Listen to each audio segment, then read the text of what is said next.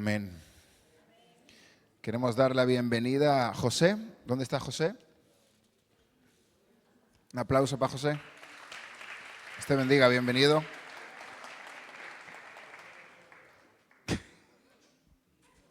Es que esa foto... Podéis reíros en confianza.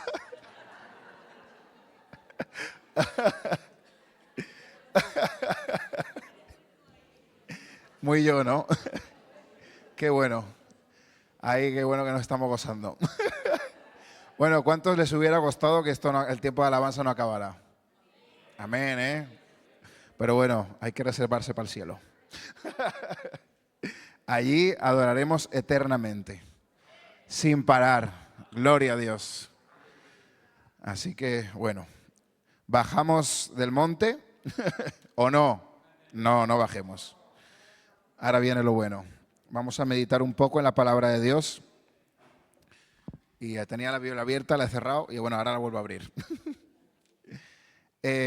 Bueno, el título de la predicación, la meditación, lo que quiero compartir hoy es deudores del reino. ¿Vale? ¿Cuántos creen que somos deudores del reino? No digas amén si aún no lo sabes en qué sentido. ¿Amén? Bueno, tú sí lo sabes, pastor. Tiene un discernimiento más alto. Bueno, somos herederos del reino. ¿Amén? Amén. Porque lo heredamos ¿de quién? De Dios, de Jesús, ¿no? Pero también somos deudores del reino, pero de cara afuera. Amén. Lo que quiero compartir hoy. Deudores con los que están con este mundo que está en tinieblas, que está corrompido. Nosotros tenemos una deuda. Al ser del reino, tenemos que ser esa luz, esa sal que nos mandó el Señor. Así que en este sentido, digo yo que somos deudores del reino. ¿Y cómo me vino este titulillo? Pues una noche estaba muy preocupado, estaba bastante afanado hace poco me cambié de coche y bueno, tenía que comprar el coche, tal, urgente porque era una oferta, tal, y no tenía el dinero, entonces tenía que pedirlo prestado y yo no me gusta deber y estaba con la deuda en mi cabeza. Pero vino una voz que me dijo, ¿qué deuda es esa con la que tú realmente tienes? ¿No? Por un momento, en ese momento, Dios me mostró, ¿no?, la deuda que realmente ha de pesar sobre mi vida. Y es la deuda del reino de Dios, al ser yo un miembro de cara al mundo. Al ser un portador del reino, tengo una deuda de cara al mundo. Debo ser luz y sal de la tierra. Y ahí, esa deuda del coche se me hizo así chiquitina y se la entregué al Señor, porque es algo ínfimo, algo pequeño comparado con lo que realmente tenemos entre manos y en lo que debemos ocuparnos y ocupar nuestras vidas y ocupar nuestras mentes. Hace poco, el domingo, estuvimos viendo varios tipos, ¿no?, de grupos religiosos y sociales que había en ese tiempo, gracias al pastor Antonio. Vimos que había fariseos, saduceos, celotes, esenios, bueno, de todo un poco, ¿no? Menuda mezcla. Y es que en el tiempo de Jesús, cuando vino Jesús a esta tierra, el mundo estaba como estaba, ¿vale? Y Jesús fue una revolución tremenda allí donde estaba.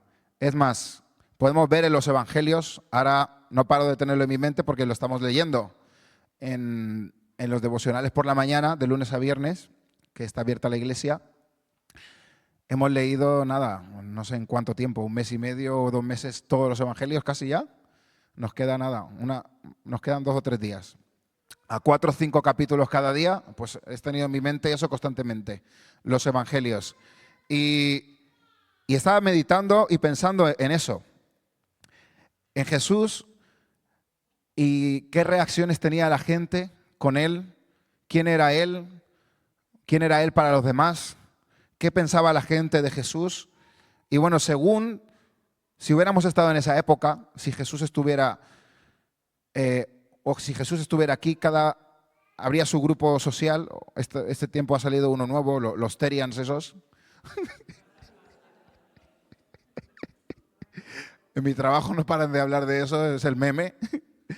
Y bueno, ¿dónde estaríamos nosotros? ¿No? Ahí no estaríamos, en ese grupo seguro que no. Pero bueno, me ha hecho que pensar. Vamos a imaginarnos en esos tiempos, ¿vale? Y en qué grupo estaríamos nosotros. Jesús era alguien sencillo, tierno, amoroso, gentil, amén. Pero a la vez, para muchos, era enigmático, misterioso, intrigante, tajante también, sobre todo por las cosas que decía.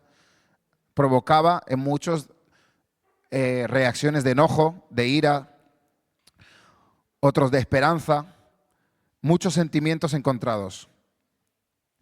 Eso sin contar con los milagros que hacía, que era alucinante, era increíble ver cómo los demonios se manifestaban donde él pasaba y los demonios hablaban. ¿Qué tienes contra mí, hijo de David? Has venido antes de tiempo. Vas a condenarnos o algo así decía. Has venido antes de tiempo. Y se manifestaban los demonios y luego otros tocaban a Jesús y se sanaban. Imagínate la movida que había. En esas multitudes, como he dicho, había muchos tipos de personas. Sacerdotes, levitas, escribas, publicanos, campesinos, pescadores, artesanos, esclavos, samaritanos, enfermos, endemoniados. Y dentro de ese grupo vasto de personas, de diferentes clases sociales, de diferentes grupos religiosos, había diferentes actitudes del corazón. Y me gustaría pararme aquí y ver algunas diferentes. Por ejemplo, había gente curiosa, que seguían a Jesús por interés.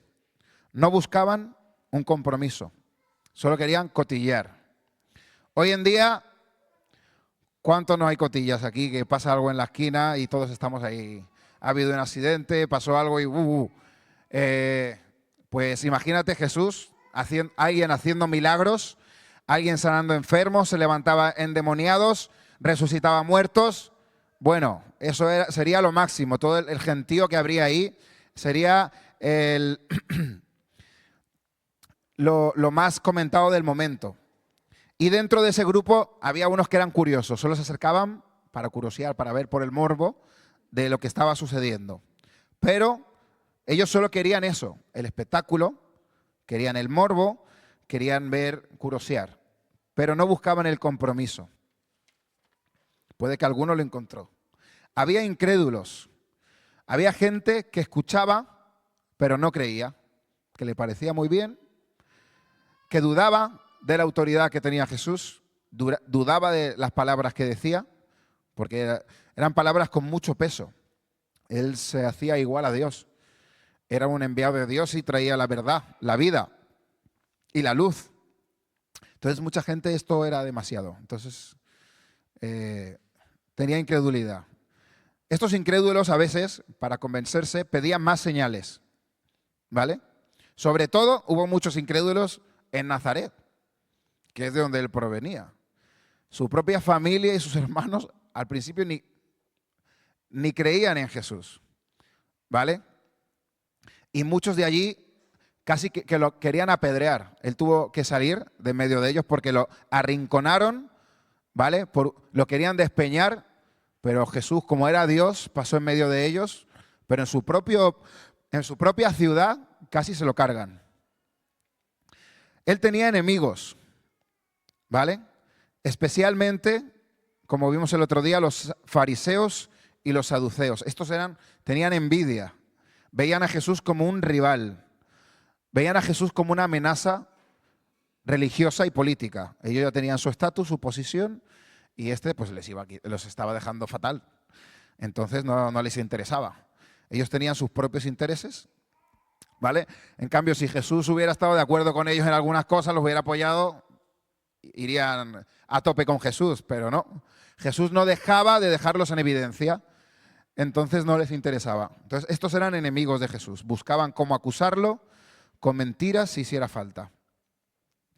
Otros estaban confundidos porque no acababan de entender del rollo que iba Jesús, pero también estaban expectantes, ¿vale? Estaban atraídos por la figura de Jesús, por lo que habían oído de él, por la gente que experimentaba milagros, por los testimonios. Pero esta gente tenía una expectativa, ¿no? De que a ver si es este el Mesías ese que estamos esperando, y a ver si yo, por si acaso, sigo, lo escucho y estoy por ahí, y a ver si es este el que tiene que venir y nos liberta de los romanos. ¿Vale? Esperaban un Mesías político y no uno que hablara del amor a los enemigos.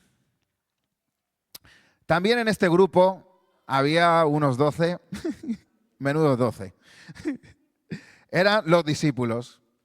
Los discípulos que bueno, estaban ahí en proceso de ser transformados. A veces se peleaban entre ellos, se daban ahí de codos a ver quién iba a estar al lado de Jesús en el cielo, ¿vale?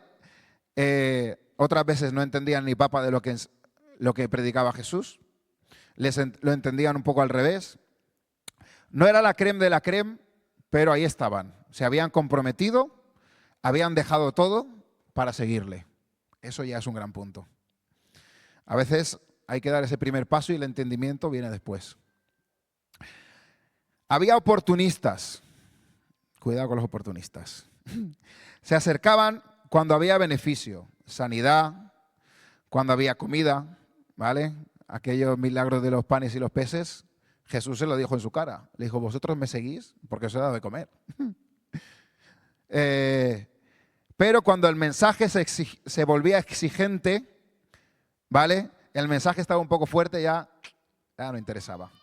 Así que hubo momentos en que a puñados gente se fue. Cuando no había nada que sacar, pues en Sanem, nos vamos. Otros estaban ofendidos y escandalizados. Se alborotaban solo con escuchar el mensaje. No asentaban declaraciones sobre la deidad de Jesús. Decía, esto es blasfemia. O sea, nosotros somos hijos de Abraham. ¿Quién es este que viene a decir estas cosas? Que tiene poder ¿con qué autoridad perdona pecados? Y todo esto. Había también necesitados, enfermos, los endemoniados, los pobres. Ellos veían en él esperanza, como por ejemplo el ciego Bartimeo. Y había también algunos que estaban observando en silencio. Se quedaban ahí, no se oponían, pero tampoco se declaraban a favor. Y por último, había también temerosos. Estos creían, les gustaba el mensaje, estaban de acuerdo, pero tenían temor a las consecuencias. Porque era un mensaje muy radical. Era un todo o nada. Entonces, permanecían temerosos y tenían miedo, por ejemplo, a ser expulsados de las sinagogas, a ser mal vistos. Y bueno, no sabemos qué pasó con este grupo. Algunos igual salieron de ahí. Una cosa es clara, ¿vale? Es que todo ese grupo de gente, ¿vale? A todo este grupo de gente y muchos más, Jesús les predicó. Jesús anunció el mensaje claramente, con parábolas. Jesús se dio hasta la muerte. Jesús tuvo un ministerio como ningún otro. Jesús estuvo 24/7, 200% en la obra. Y nadie puede decir que no tuvo oportunidad, que no tuvo señales, que no se le dio, que no se le enseñó, que no se le predicó. Ahora, yo quiero hacerte una pregunta. ¿Tú estás en alguno de estos grupos hoy? ¿En este tiempo ¿Crees que tú estás en alguno de estos grupos? ¿Que aún tienes dudas, que tienes temor, que tienes incredulidad, que igual estás curoseando, estás aquí pero no te atreves a dar el paso? Que igual tienes unas expectativas de que ese Jesús que estás oyendo, del que hablan en esta iglesia, en este lugar, va a traer una libertad a tu vida, va a traer una prosperidad a tu vida, como muchos esperaban. ¿Sabes? Muchos de esos que esperaban un Mesías que los librara de los romanos fueron los que luego gritaban crucificadle y estaban enojados por la decepción.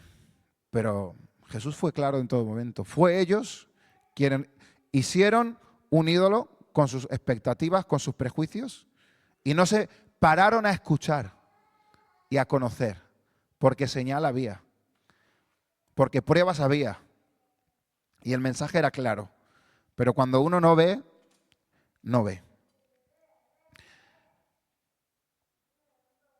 Después de la cruz,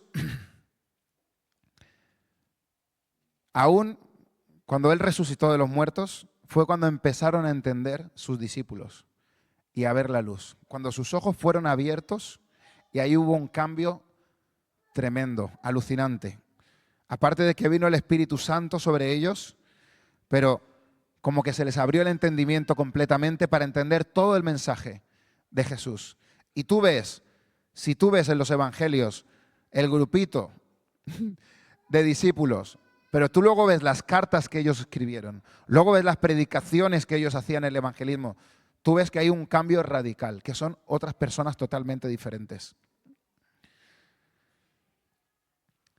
No se parecían en nada a los grupos que vimos antes. Ahí llegó el cumplimiento del reino, llegó la decisión radical de seguirle, se manifestó en experiencia, era real. Era un todo o nada, o con él o sin él. Ahí llegó una renuncia total, porque vemos la primera iglesia cómo abandonaron todo por seguirle, aun sus bienes, y luego encima fueron perseguidos. Y les llegó el entendimiento. Ellos experimentaron en sus carnes todo lo que Jesús dijo y profetizó. Y experimentaron en sus carnes la autoridad que Jesús les había dado. Porque Jesús, una vez resucitado, les dio autoridad. ¿Y sabes qué? Ya no estaba Jesús, pero ellos estaban 100% convencidos.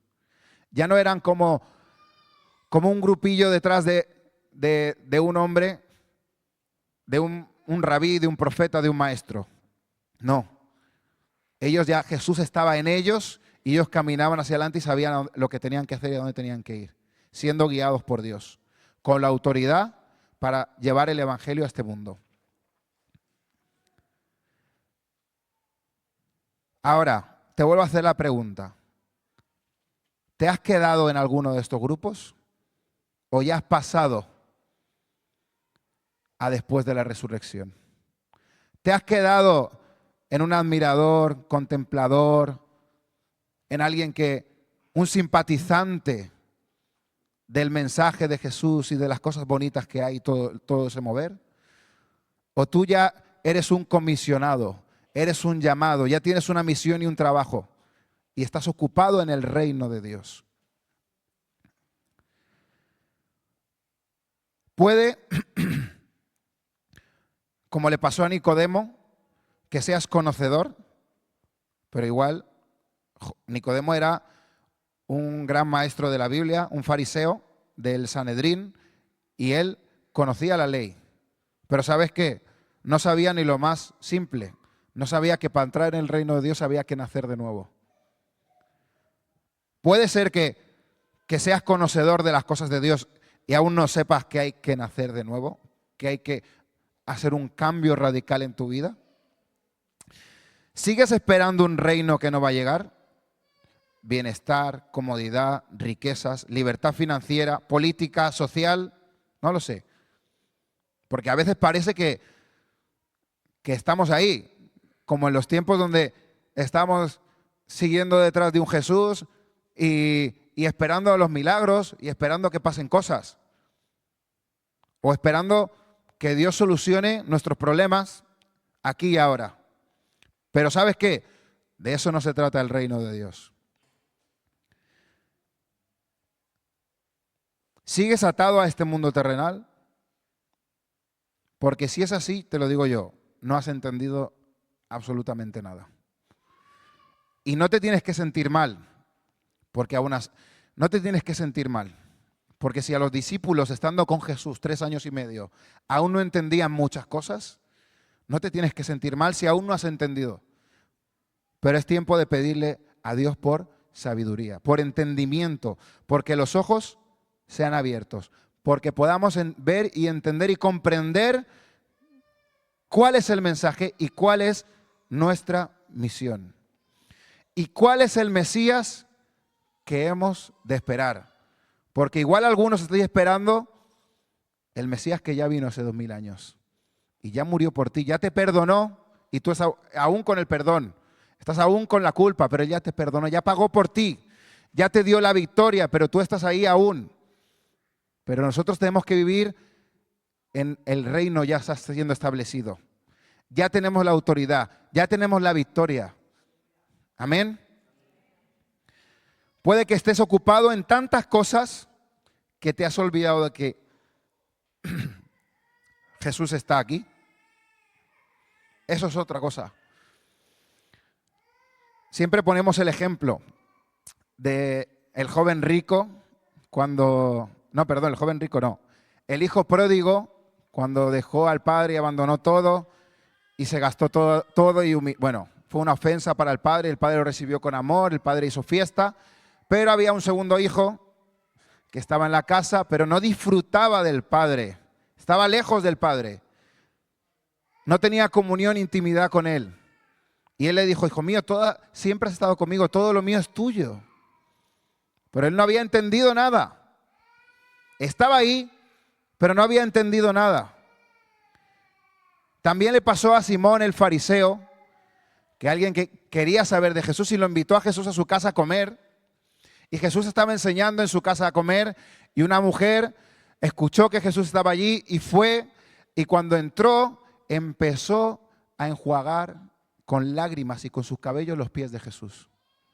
Y luego derramó un perfume que valía mucho dinero, muchísimo, a los pies de Jesús y lo enjuagaba. Y Simón el fariseo, pensó dentro de sí, si este verdaderamente fuera un profeta, sabría quién es la mujer que tiene delante, una pecadora. Y Jesús puede ver su corazón, sus pensamientos. Y luego le contestó. Pero ¿sabes qué? Él no era consciente de quién tenía delante. No era consciente de que Jesús estaba delante. Jesús. En cambio, ella tenía la revelación de quién era Jesús. Y estaba haciendo lo que tenía que hacer. Adorarle. También tenemos el ejemplo de Marta y María, las hermanas de Lázaro. Como cuando Jesús estaba en su casa, Marta estaba afanada con las cosas que hacer y María estaba sentada a sus pies aprendiendo. Algo que ni siquiera podían hacer las mujeres. Pero ella tenía la revelación. Ella estaba ahí. Y Marta se queja. ¿No le dices nada a mi hermana que no me ayuda en las cosas a servir, en las cosas, sus afanes, pendiente de sus afanes?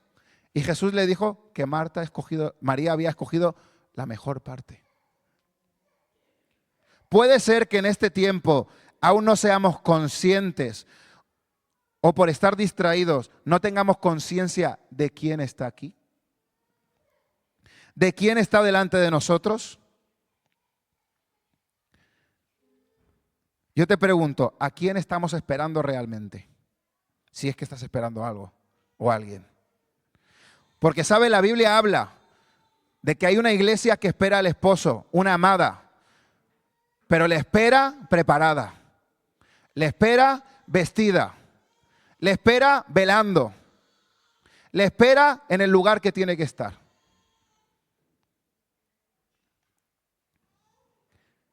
Qué terrible debió ser para muchos enterarse luego de quién era Jesús. Realmente era el Hijo de Dios. Cuando empezaron a ver el mundo en tinieblas, cuando cayó el templo, cuando se levantaron los muertos de las tumbas. Había zombies ahí por la ciudad. Bueno, zombies no, pero habían resucitado. Qué terrible debió ser. Sobre todo para los que permanecieron en su ignorancia. Ahora, si luego te diste cuenta y llegaste a Jesús, gloria a Dios. Gloria a Dios, porque Dios está ahí con los brazos abiertos. A pesar de que hayamos sido ignorantes, rebeldes, enemigos, como lo fue Saulo, perseguidor de la iglesia, incluso blasfemo, pero Dios le recibió con brazos abiertos. Ahora yo pienso, qué terrible estar con Jesús, experimentando los milagros, escuchando su mensaje, viendo las maravillas y aún así, escucha, perderte. Aún así,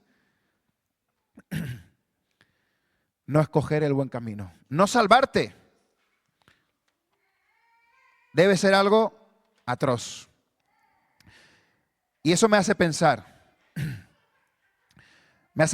que en este tiempo, más que nunca, la iglesia debemos estar preparando el camino. Como lo hizo Juan.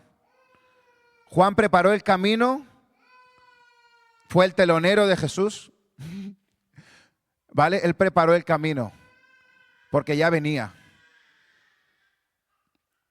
Y más que nunca en este tiempo, la iglesia, debemos preparar el camino al Rey de Reyes, al Señor de Señores. Aquel que viene victorioso, con vara de hierro. La iglesia tiene que estar como esas vírgenes que fueron prudentes y no les faltó el aceite. Como ese mayordomo que estuvo velando y cuidando la casa del Señor y no se descuidó ni se durmió. Debemos estar despiertos, anhelando y conscientes y centrados en lo que tenemos que estar.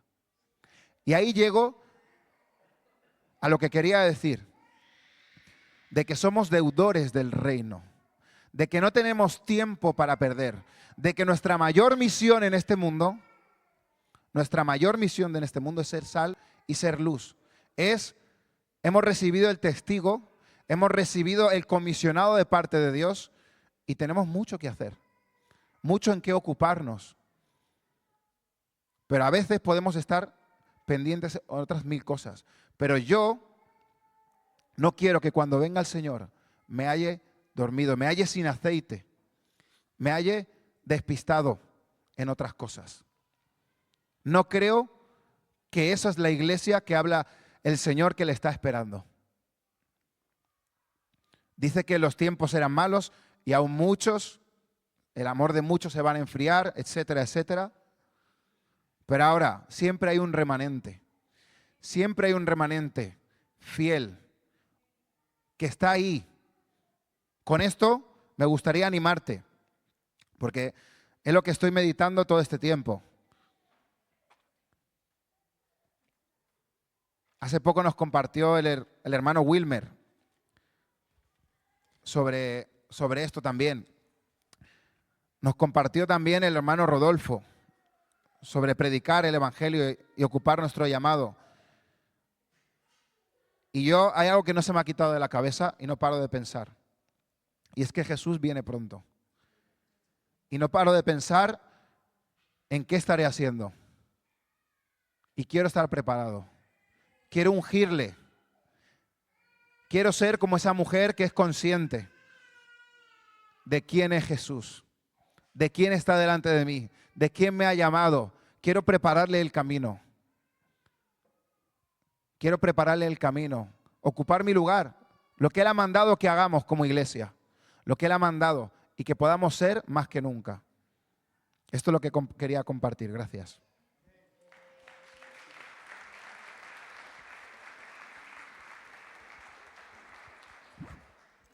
A los que estáis en redes, os damos las gracias por participar con nosotros y Nos vemos el próximo domingo a las 11.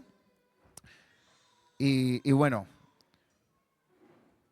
eso es todo. Y bueno, ahora podéis poner la foto esa mía, que no.